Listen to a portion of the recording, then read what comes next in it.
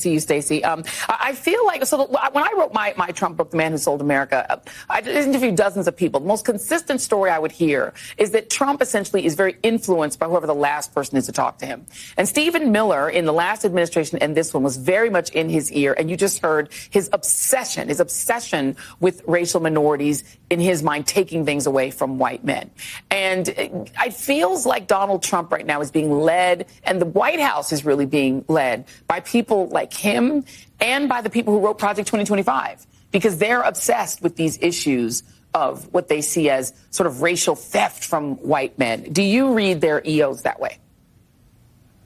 I read it more broadly, because we have to recognize that while Donald Trump may be the avatar, he's not an outlier. As long as the rest of the Republican Party suborn what is happening, whether it's Stephen Miller at the podium or a U.S. Senator, they are all agreeing to the premise of Project 2025, which is they want to hoard opportunity and legalize discrimination.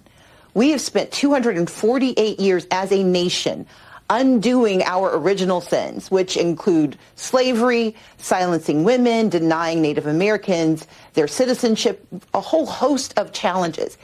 But what we've done since then, we've passed the 13th, 14th, and 15th Amendments, which, by the way, you can't rescind with an executive order.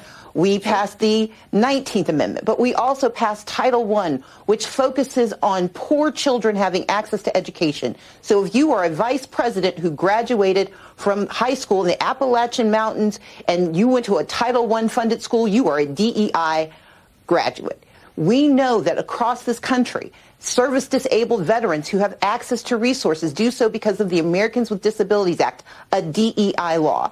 So let's be clear. They may try to make this a racial issue, but they're coming for everyone that they don't believe is worthy of their very narrow-minded ideal of what it means to be an American.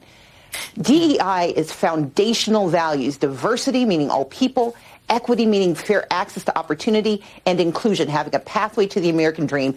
They are trying to block it, and they're hoping we don't notice. Right. I mean, Russell Vogt, who is the past OMB director